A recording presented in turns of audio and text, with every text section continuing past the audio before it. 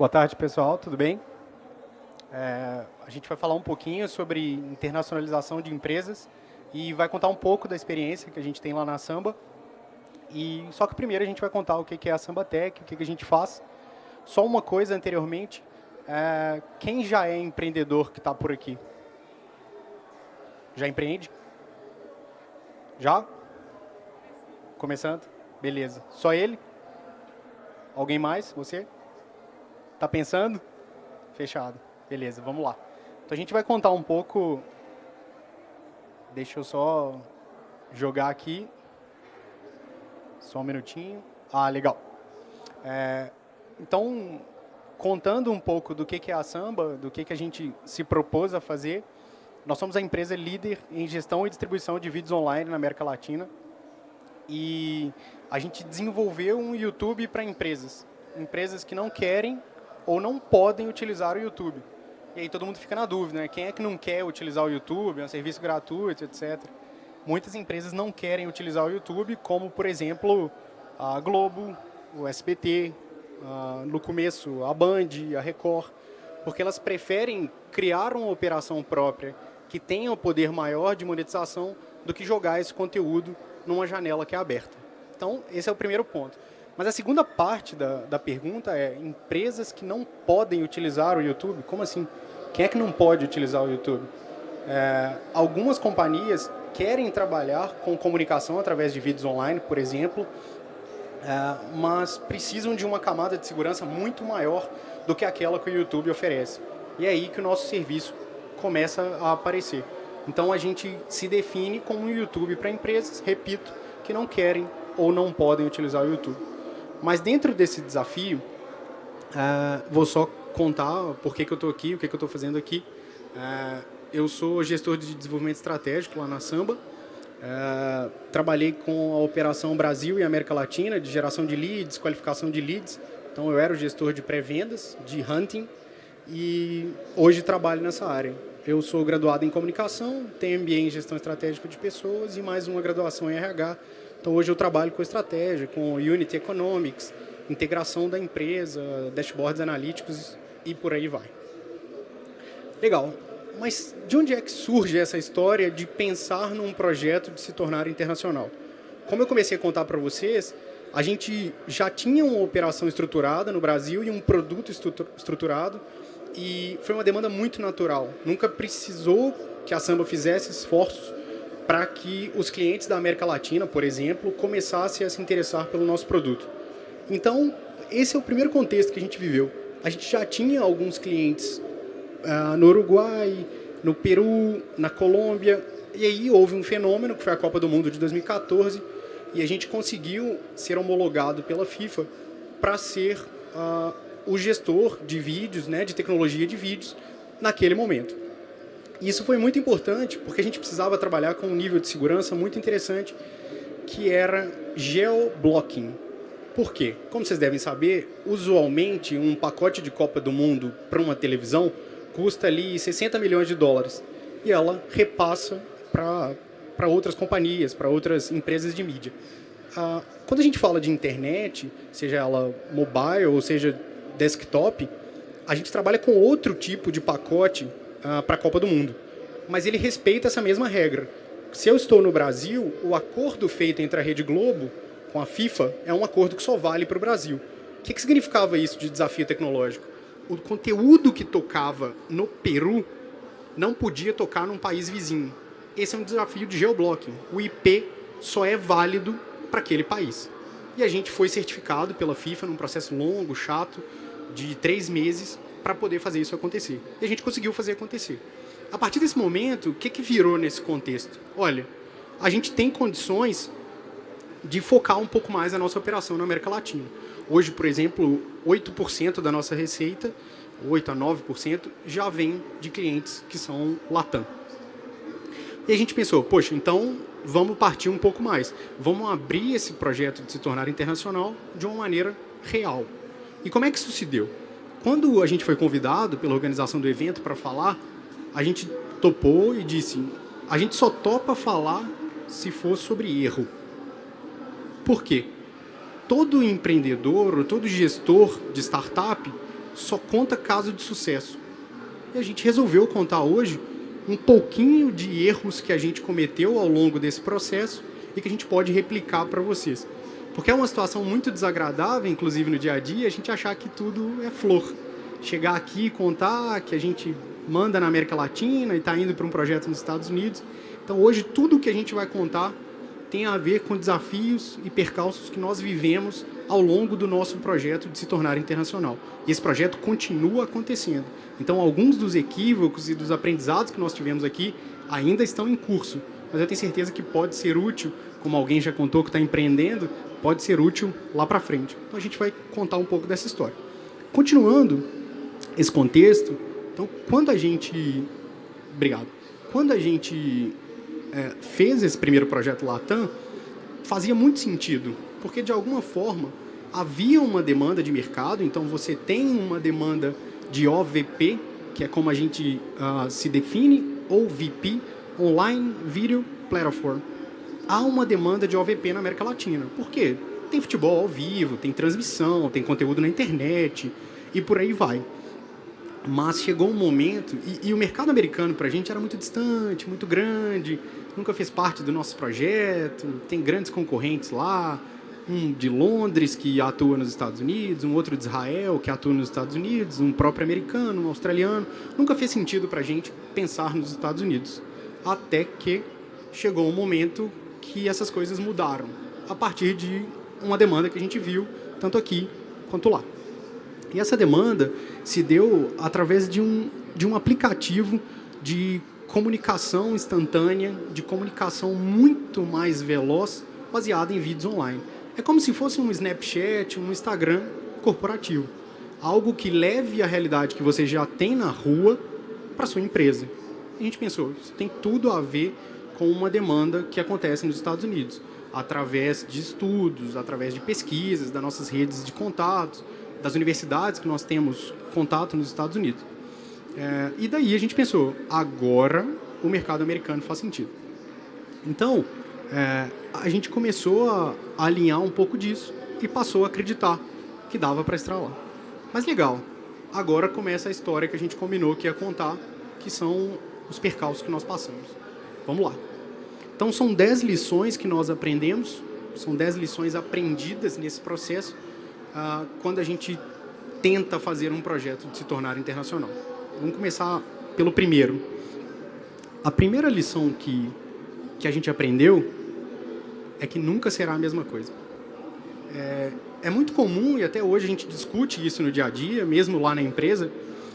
Vamos replicar, é fácil fazer isso, o mercado Latam é tudo igual, o mercado americano é igual, se a demanda que eu tenho aqui é a mesma demanda dos Estados Unidos. Quando a gente foi montar essa apresentação, até o Guilherme, nosso head de marketing e comunicação, está aqui, a gente estava discutindo, isso parece tão estúpido, né? Mas estude o mercado, que dica estúpida. Mas na ânsia de colocar a nossa empresa num curso internacional, a gente tende a acreditar nisso aqui. A gente tende a acreditar que será a mesma coisa.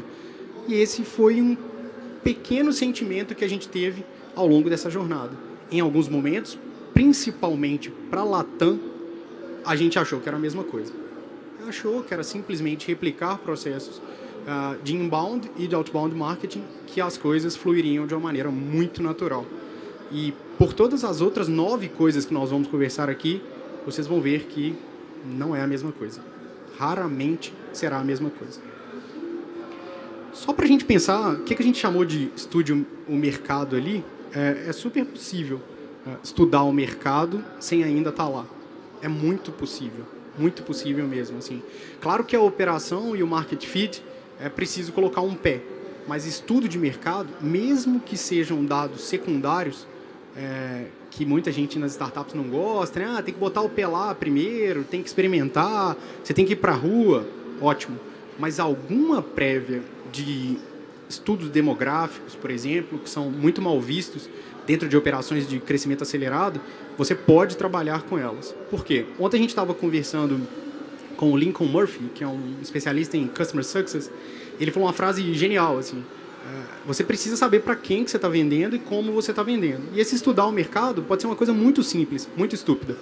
Olha o que ele falou. Eu estava atendendo uma empresa como consultor que ela vendia plugin add-on para Salesforce.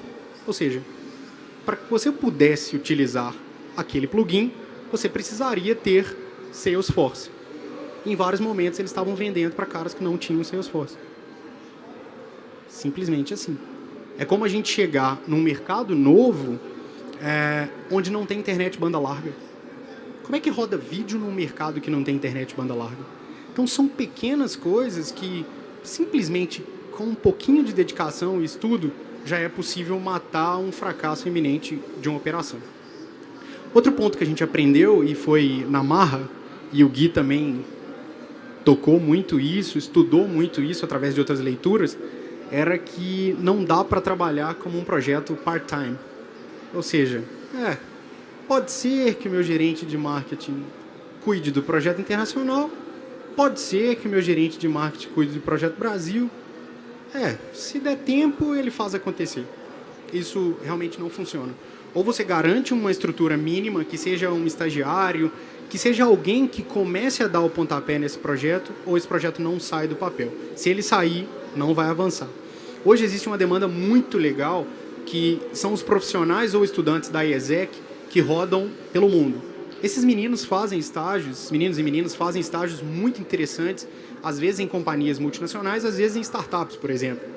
E é possível, por um preço muito acessível, começar a ter essa primeira experiência com o mercado internacional através da contratação de um estudante, de alguém que seja vinculado à IESEC. A gente recomenda muito. Hoje tem algumas empresas, startups de BH, que estão fazendo isso. Semana passada a gente foi em Florianópolis, a Resultados Digitais também está fazendo isso e nós também fizemos. Então hoje nós temos aqui 2 profissionais para a América Latina que são da IESEC. É muito legal, funciona, avança porque você começa a colocar alguns detalhes culturais dentro da sua operação. E a gente vai mostrar por que o detalhe cultural também é importante. Vamos lá. Obrigado. Um desafio que a gente também tende a menosprezar é o desafio de língua e barreiras culturais.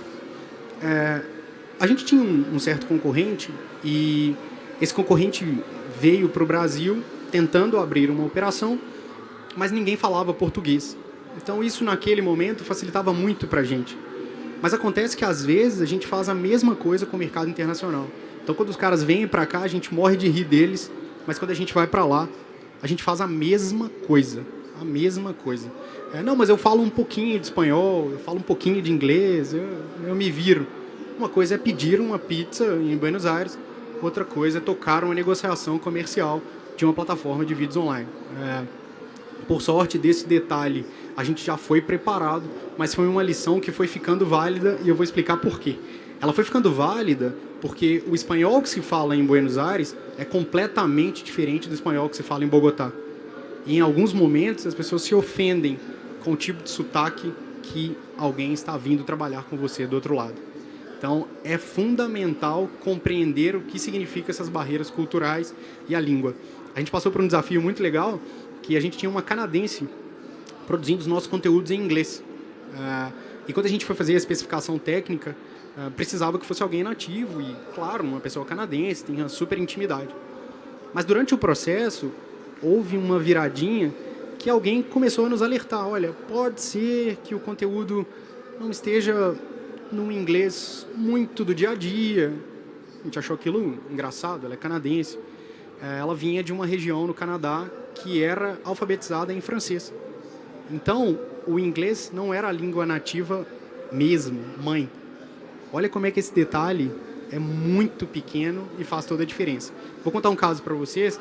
Algumas companhias internacionais estão vindo para o Brasil, principalmente no setor de marketing digital. Muita consultoria, alguns gurus do marketing digital estão vindo para o Brasil. E essas pessoas estão produzindo conteúdo em português de uma maneira muito feia. Quase uma tradução. É insuportável de ler. Eu não consigo ler. Às vezes você vai baixar um e-book, você se sente extremamente desconfortável com aquele português. Sabe aquele português que você não fala no dia a dia? Ninguém fala daquele jeito, ninguém no marketing fala daquele jeito, ninguém em business fala daquele jeito. E aí tem um título lá, você não vai clicar. É o mesmo erro que a gente pode cometer indo para lá. A gente não pode rir muito disso, a gente tem que ter muito cuidado e muito carinho com essa operação. E aí um outro desafio que a gente viveu, principalmente quando a gente foi chegar no mercado americano, que é posicionamento e confiabilidade. Confiabilidade é uma coisa, confiança é outra. A gente percebeu que o mercado demandava muito posicionamento e muita confiabilidade. Mesmo que o produto fosse muito bom, mesmo que a operação de vendas e marketing fosse muito boa, ainda faltava um pedacinho de confiabilidade. Então, a partir daquele momento que a gente fez aquela operação inicial de PR, de marketing, de operação de vendas, a gente percebeu que estava faltando alguma coisa. E eles, que eram os nossos parceiros lá, né, de operação de vendas, nos alertaram sobre isso. Olha, está faltando confiabilidade. O que significa isso? Reputação, branding. E a equipe de marketing vem fazendo um trabalho desde então para poder ganhar a reputação lá nos Estados Unidos. E isso foi muito legal. Esse foi um super aprendizado que a gente teve. Porque às vezes a gente tem a sensação de que é chegar, vender e vamos nessa e vai tudo dar certo. Outro ponto, e o quinto, é cultura corporativa e treinamento. Outro dia eu estava conversando com uma pessoa de uma startup e ele estava com um desafio de manter a cultura no escritório de BH e no escritório de Recife. Então, já é um desafio natural, mesmo respeitando a mesma língua e estando mesmo dentro de uma segmentação de negócio. Imagina quando você coloca isso numa cultura completamente diferente.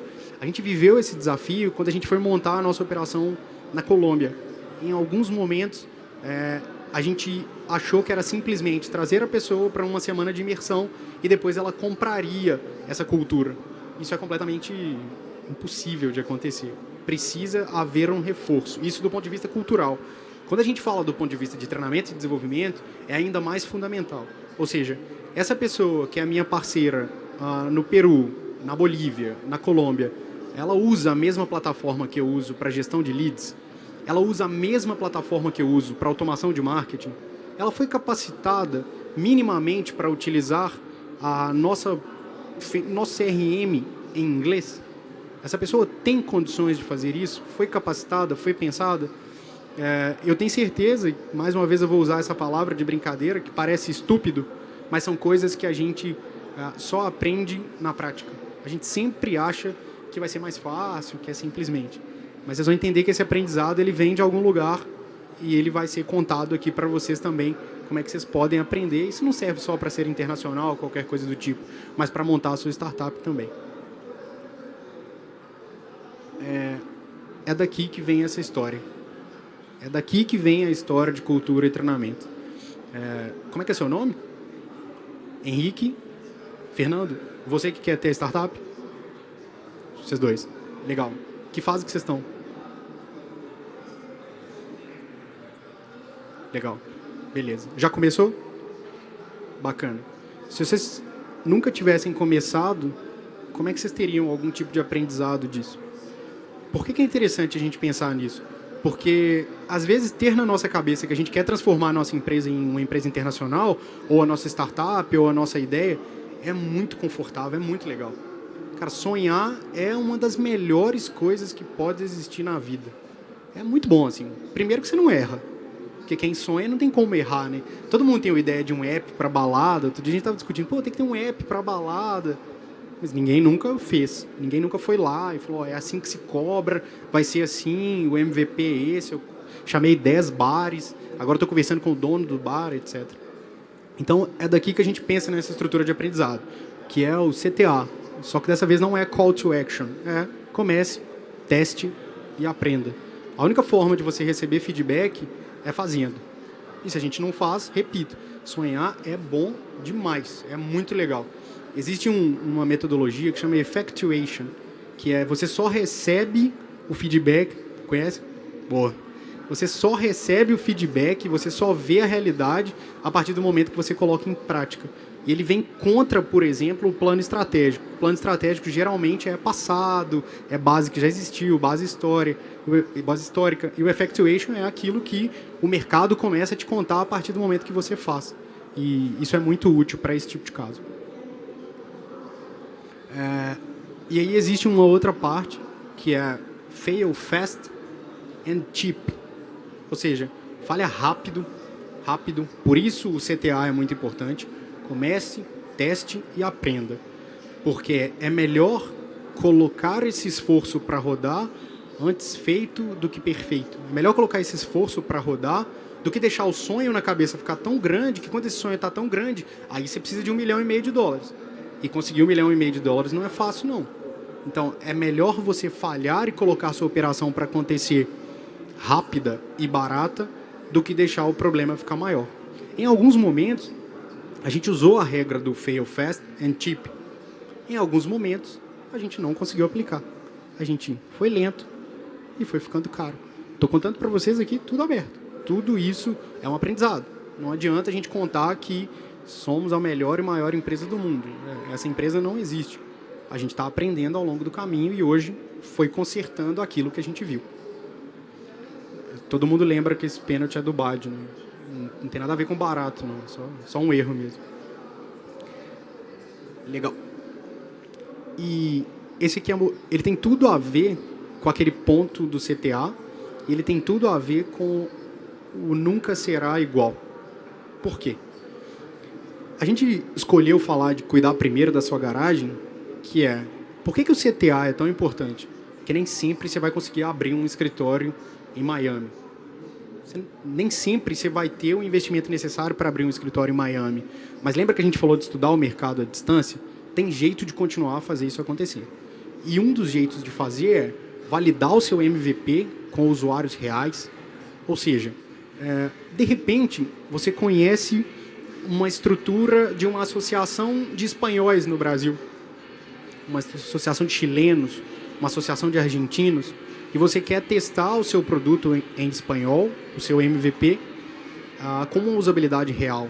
É possível ir lá viver essa usabilidade real. Porque muito provavelmente, se você está vendendo para um diretor de marketing, muito provavelmente naquela estrutura da associação de espanhóis vai ter um diretor de marketing. E você pode discutir com ele, pode levar uma experiência do MVP real, sem precisar sair do país. Ou seja, é possível experimentar, é possível fazer esse MVP acontecer, cuidando aqui da sua garagem, entendendo que já está tudo acontecendo, antes de gastar demais lá fora, sem ainda ter feito a lição de casa. Beleza, eu sei que esse exemplo ele pode ir muito além do que ser essa parte internacional. A gente pode antecipar isso e falar, por exemplo, da startup dos meninos. Cuidar dessa garagem, fazer um market fit que seja real, entender qual é a demanda. E você pode conversar com seu vizinho, você pode conversar com seu tio, com seu primo, com sua mãe. Ok, pode. Mas é preciso que o MVP e a estrutura de market fit sejam com personas compradoras. Porque quando a gente para na experiência, e isso é muito interessante, são coisas que nós aprendemos muito no caminho. Quando a gente para na experiência de focar só na nossa mãe ou na nossa tia, quando você vai lá para o mercado, você percebe que você está vendendo para a pessoa errada, falando com a pessoa errada, simplesmente porque o seu MVP estava dialogando com a sua tia e a sua prima e a sua mãe.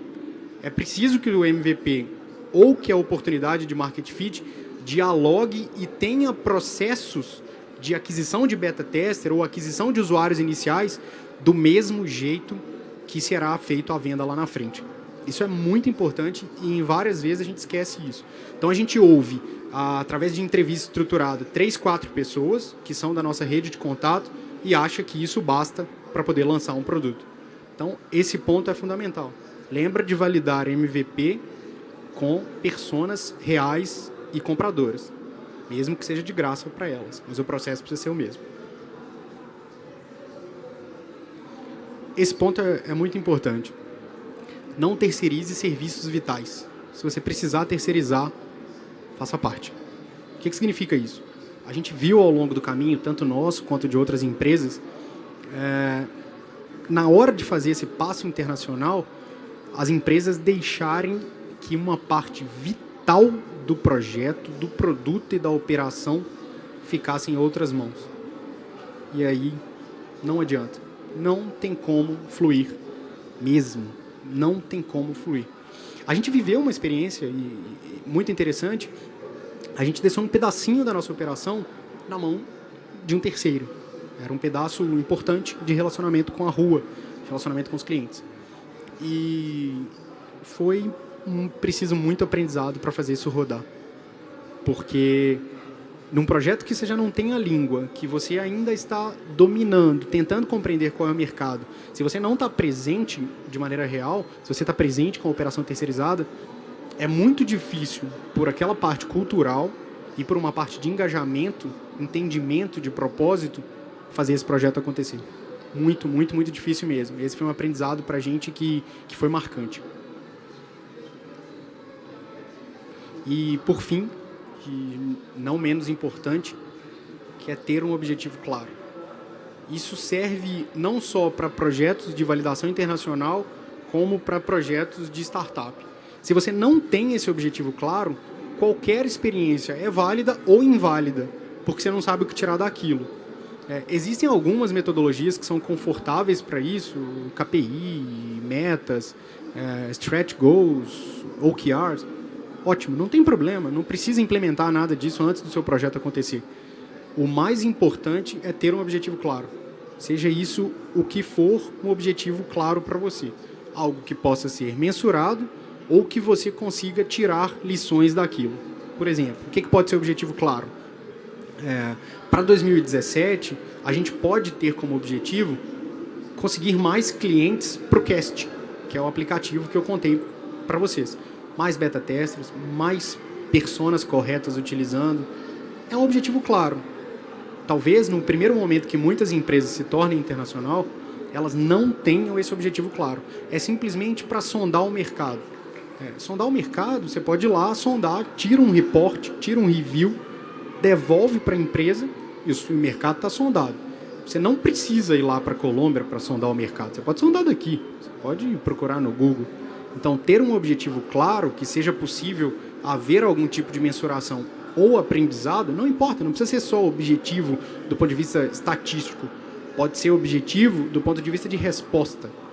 É muito importante ter esse objetivo muito bem definido, porque senão qualquer coisa vale.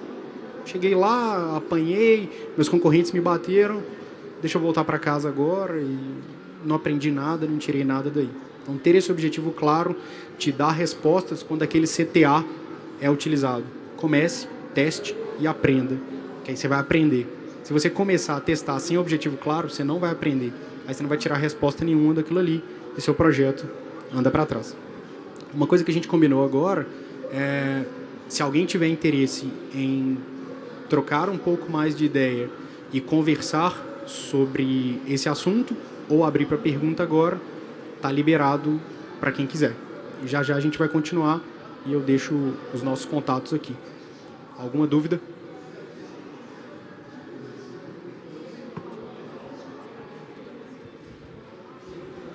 Tudo bom. Eu queria saber se vocês barraram com alguma coisa de legislação dos outros países, deu algum problema quando foram fazer esses investimentos ou foi tudo mais tranquilo? Num primeiro momento, a gente precisou pegar o nosso departamento jurídico, o nosso escritório de advocacia, não é interno, para poder fazer um estudo de legislação. Como a gente ainda não tinha muitos funcionários, a operação, como eu disse, estava num pé terceirizado, a gente não viveu isso muito claro naquele primeiro momento. Para a América Latina, nos Estados Unidos, para a América Latina, foi um pouquinho mais trabalhoso. A gente precisava formular um contrato completamente diferente com a pessoa que queria tocar a nossa gestão comercial e a gente precisava também de uma nomenclatura correta para ele. Então, ele não pôde vir, ele não pôde trabalhar conosco com a mesma legislação que a gente tem aqui no Brasil. CLT é outro tipo de acordo completamente diferente. Para esse novo aprendizado que a gente está vivendo, a gente vai ter uma pessoa saindo daqui e indo para lá comandar essa operação, então o cara ficou 1 ano aqui para poder ir para lá comandar a operação, a legislação é completamente diferente. Completamente. Só que as pessoas pararam para estudar isso e não cometer alguns equívocos. Inclusive, na hora de trazer esse cara, visto trabalhista, foi completamente diferente. E aí há uma barreira cultural, inclusive. A gente nem começou a falar ali de fuso horário, essas coisas, porque eu acho que é exagerado demais. Mas, quando esse cara veio para o Brasil, ele não almoçava, por exemplo. Então, o cara começava a trabalhar às 7h40 Até hoje ele não almoça. 7h40 e ia até 18h40. Ele almoçava ali 10, 15 minutos, sério. Ele almoçava ali 10, 15 minutos e achava um desperdício de tempo. E culturalmente, lá na Samba, a gente gosta muito de ter o horário de almoço como uma forma de socialização e como uma forma de descanso e relaxamento. Ou seja, a gente joga videogame todo dia na hora do almoço. Todo dia. Existe uma regra lá, por exemplo, que não se pode fazer determinadas reuniões antes de tal horário. E esse cara estava sempre marcando ali as reuniões num determinado horário. E aí ele foi entendendo como é que funcionava, batendo os horários com todo mundo. Ele é super trabalhador, assim, um cara muito duro. E ele fala português muito bem, assim, ele é um mineiro, muito mais do que nós, e teve que ir trazendo um pouco dessa cultura. Mas quando ele voltar para lá, vai ser mais um desafio para ele, porque acostumou com um determinado jeito de trabalhar aqui, acostumou com esses horários, essa cultura, mas conhece o mercado de lá como ninguém. Era um cara que era de vendas, muito jovem, e foi uma excelente aquisição. Então ele passou esses 12 meses aqui no Brasil, indo, voltando um pouco, aprendendo aquilo que a gente combinou de objetivo claro, e não é um cara part-time, mas hoje ele é um cara full-time, ele cuida dessa operação nos Estados Unidos e já vai voltar para poder comandar a operação do cast, do produto que eu contei para vocês, lá nos Estados Unidos. Mas é preciso muita atenção com essa legislação. A gente tem uma legislação um pouco amarrada por aqui, lá é mais flexível, os contratos são bem mais flexíveis. Algum ponto extra? Tranquilo? Não, beleza. Então, era isso que a gente tinha para contar. Quem quiser saber um pouco mais sobre... Vamos lá.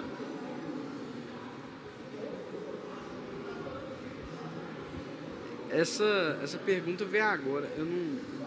Eu ainda não conheço muito a sua empresa, não sei se ela é de criação, mas vocês tinham alguma ideia nessa hora do videogame, vinha algum insight, alguma coisa assim, no meio da galera, assim? Porque esses momentos de descontração gera isso, né?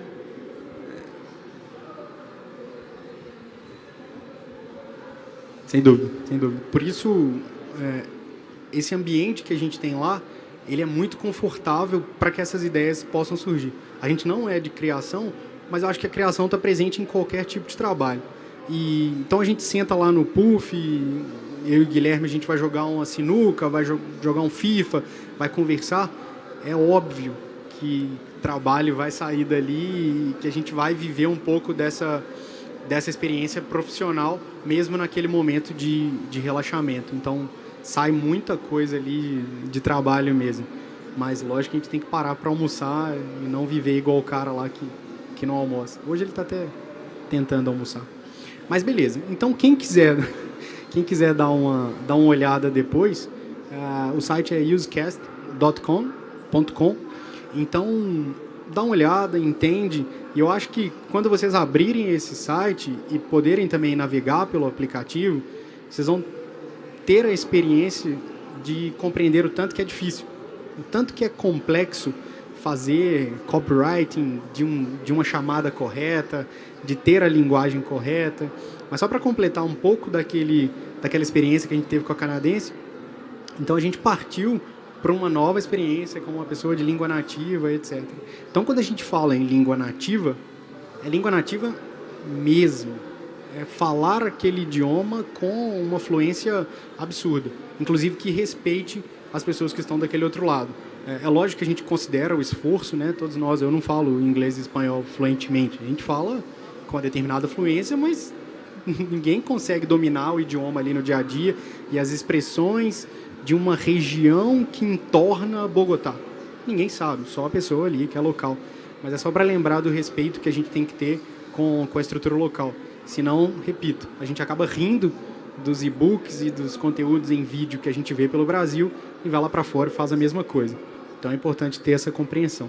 Se ficar alguma dúvida, eu coloquei meu e-mail no começo, fernando.pacheco@sambatec.com.br, e também o Twitter, Fernando com o 0 Pacheco.